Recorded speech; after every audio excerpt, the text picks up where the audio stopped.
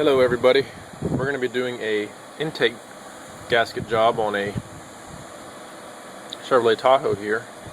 This will apply for any 96, 99 truck with the Vortec intake manifold, and this is a fairly common problem, and this should help you all a lot. I'm going to try to be as detailed as possible on bolt sizes and locations so y'all can do this job fairly easily.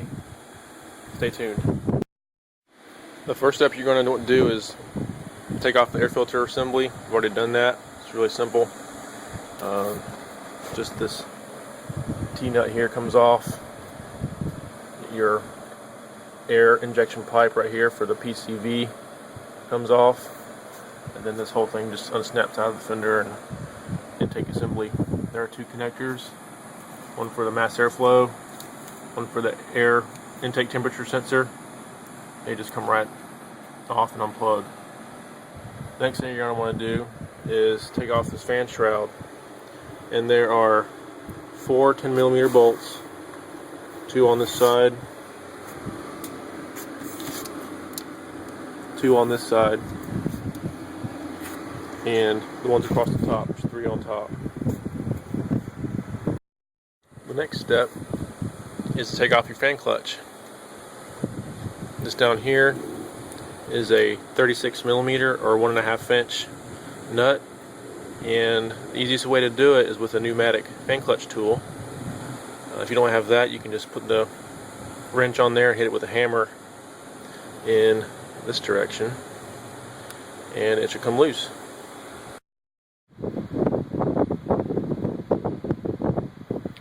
Okay, I've disconnected the clutch coil. This is a newer compressor, so it has this pigtail on it. Yours will probably just be plugged on right here. And there's a high pressure switch. Oh, it's hard to see. It's right back here.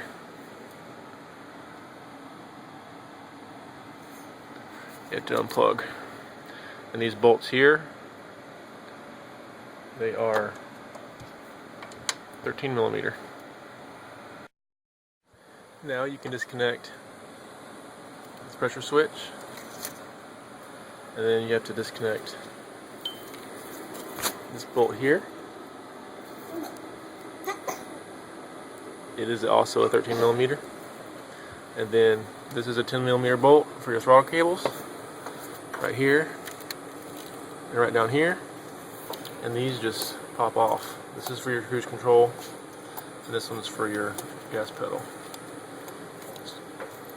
This pulls forward, and this one, you pull the throttle down, and it snakes out of a groove here on the side.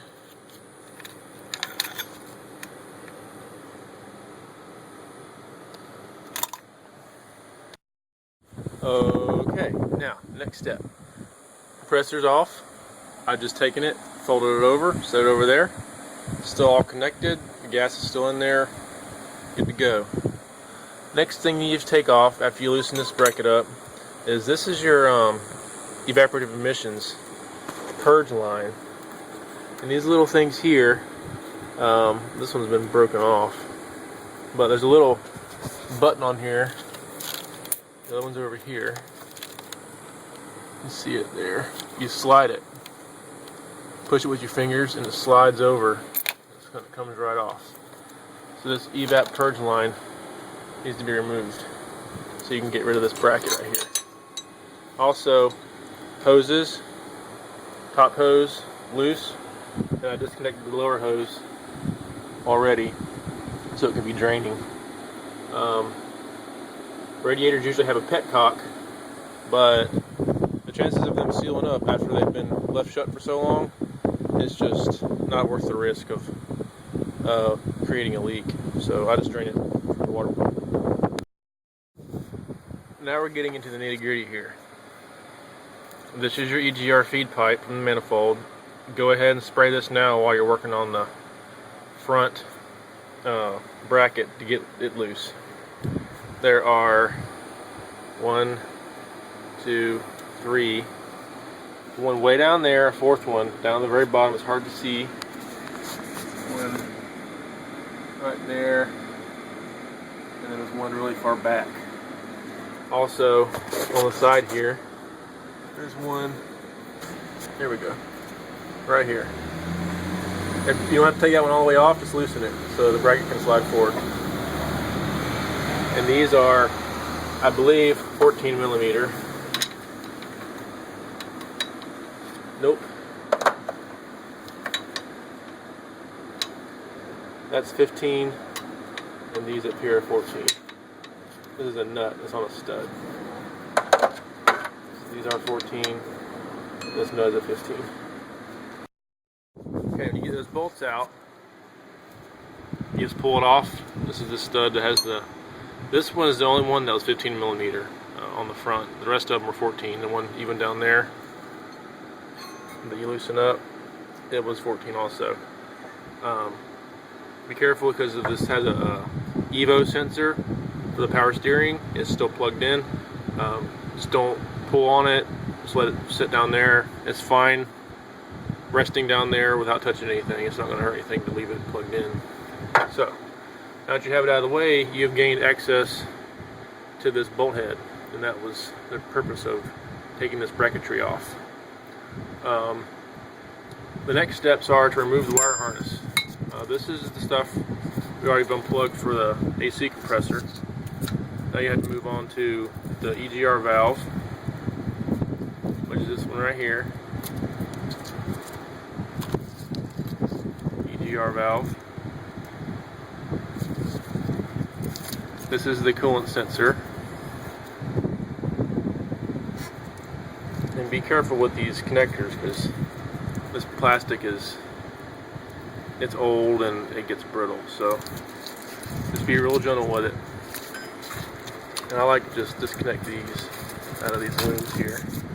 Now, one that poses a problem is this little ground, because invariably every time the stud will be loose, so this will just spin around.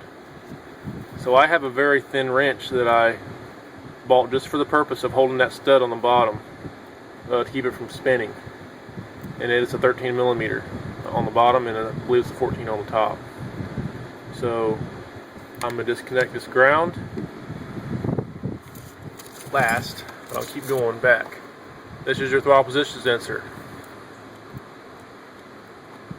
Just gently lift it up and unplug them. This is your IAC valve, idle air control. It's very gently, and then once you get this ground loose, this whole thing will fold back. This right here is another coolant sensor. It goes into the head. Let's go ahead and disconnect it now.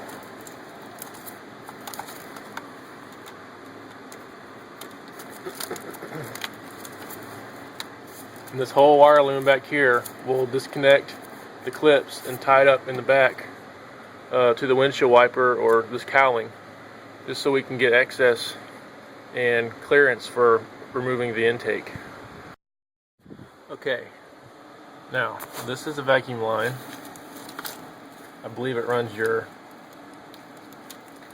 something to do with the AC, maybe a heater control valve. I'm not sure on this vehicle. Let's see where it goes.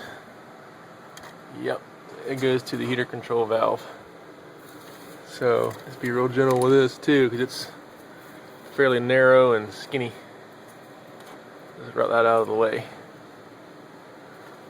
Okay, now we're going to move over to this side. We have this big connector here.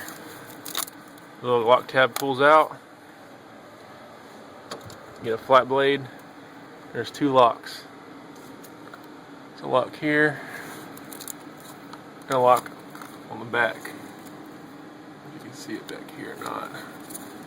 Just kind of jiggle it around and it comes off. And then you've got your ignition module, your ignition coil,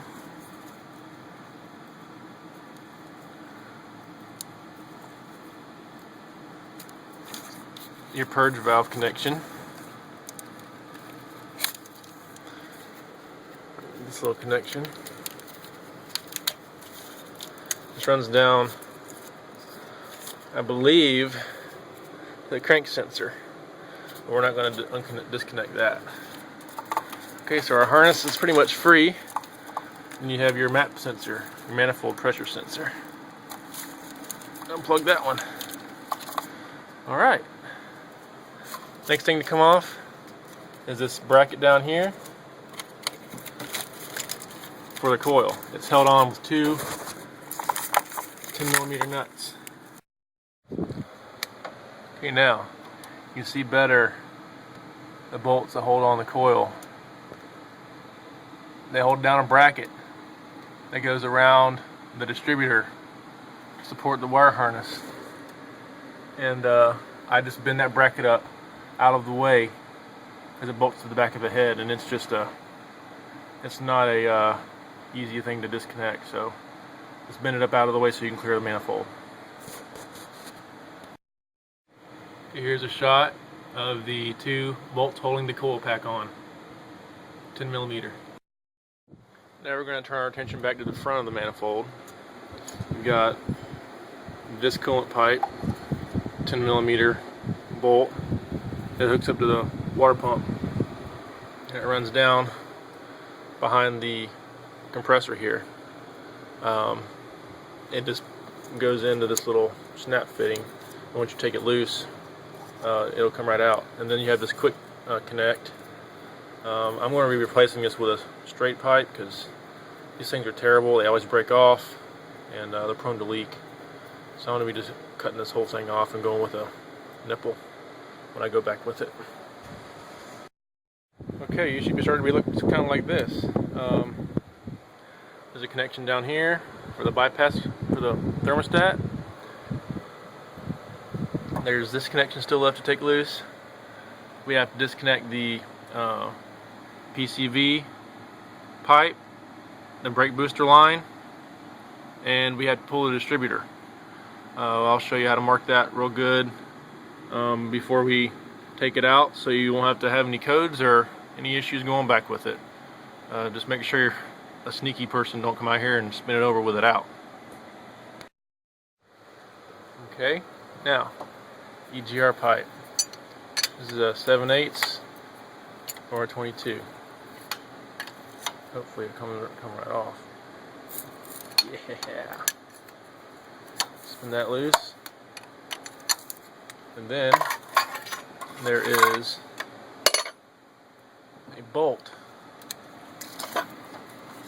back here that holds the pipe. It clamps around the back of it, so you have to disconnect that. I think it's 13mm. On disconnecting these distributor wires, they are numbered, and if it's an OEM cap, it should have the numbers on there too. But the easiest way is to just leave them in this loom clip. With their spaced the way they are, you can't screw it up. And when that bolts out, this whole thing just flips up out of the way, so you got good clearance. Back there are the fuel connections, and we'll get to that after we get done pulling the distributor. Now I'm going to show you how to take off the brake booster line. This little fitting here, all it does is twist, and it pulls right out. It's got an O-ring inside, and that's into that. Just flip it up out of the way. Now you can see a pretty good view of a distributor. You've got your hold down clamp right there, 13mm. And the easiest way to line this thing back up is to take the top off. Take the cap off.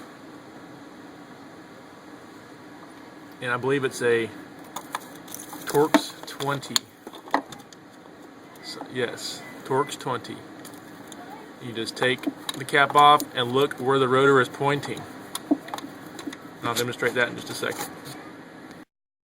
Once you've established where it is, and you've marked it with a dot of paint, you can go ahead and loosen up the distributor.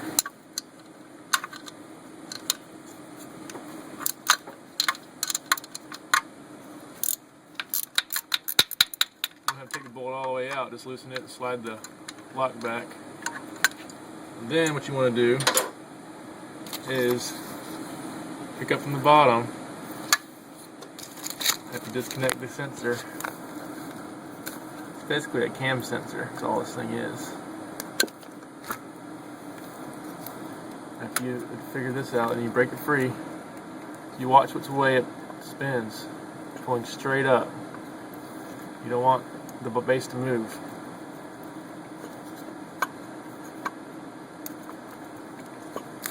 Just hook up onto this clamp here. See which way it spun? Put it back down.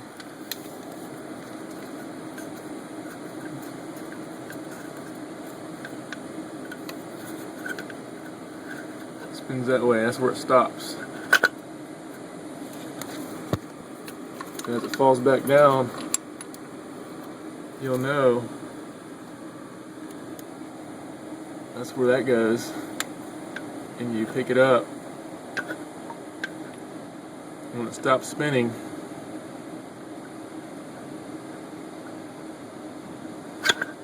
right there, don't bump it.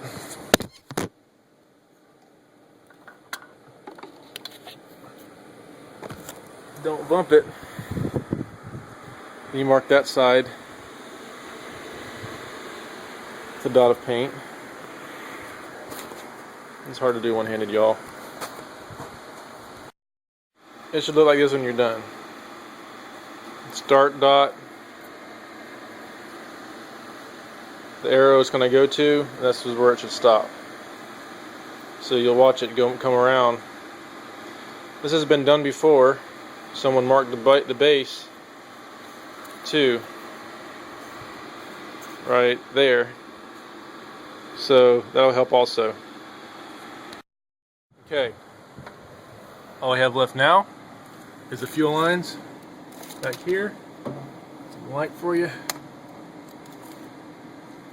It's a 5/8 and a 3/4 to back it up. It's also a nut down there you can loosen to help line it up when we go back.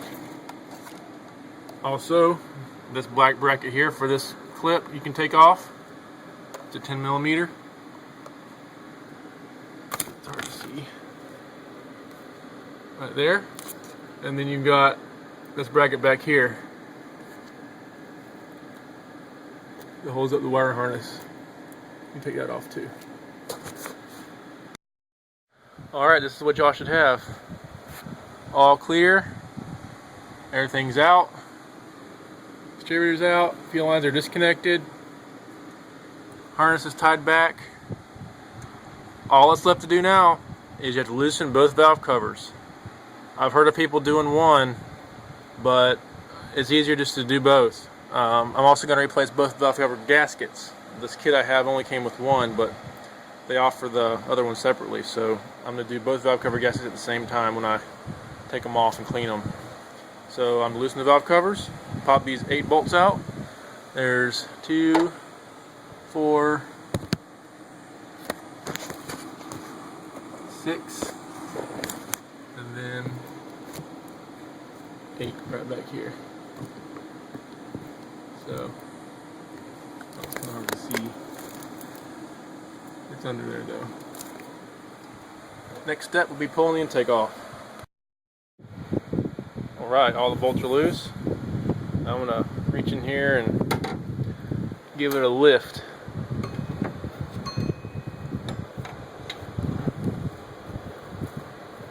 Wow. It's loose. Time to lift her out.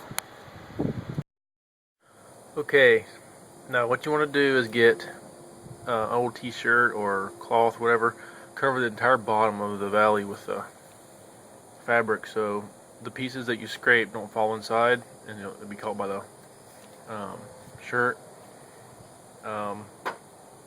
This is a critical part, especially in these areas where the head and the block meet. You want those to be really super clean. Back here is really tight. too, so clean that groove out really good. So I'm going to scrape all this down, clean it up with some solvent, and we'll be ready to put the intake back on. After you've cleaned out everything really well, take a vacuum, shop vac, and vacuum all the ports out. You catch any dust that fell in there, sand or debris.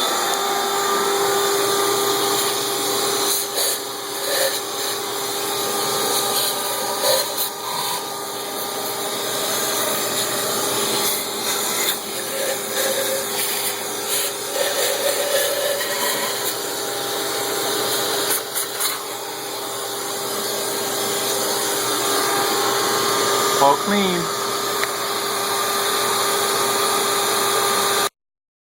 Okay, now before you put your gaskets back on after everything's clean, you have to put a little dab of sealant on the corners underneath the gaskets before you place them.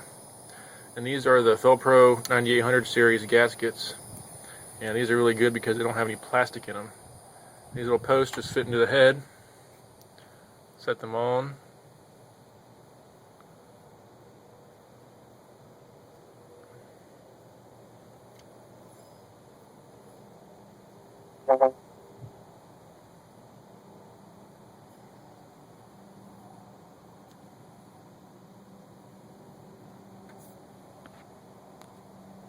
Just like so.